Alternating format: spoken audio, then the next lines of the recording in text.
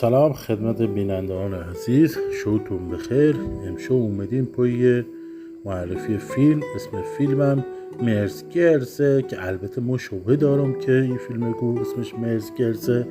بیشتر فیلمه به این میخوره که یه آمویه که دنبال یه سوراخ میگرده.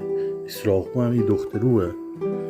خب اینجا میبینیم که این دخترو تک و تنها تو خونه شونه، نه بوا داره نه دی داره، معلوم نیست این دی بواش کجا رفته، نه تنهاش گذاشته نه خونه خالی داده نه دستش.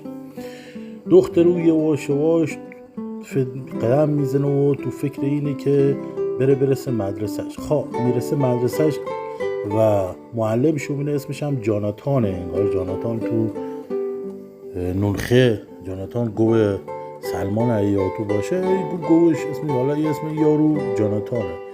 جاناتان همین یارویه که دنبال سلاح میگرده.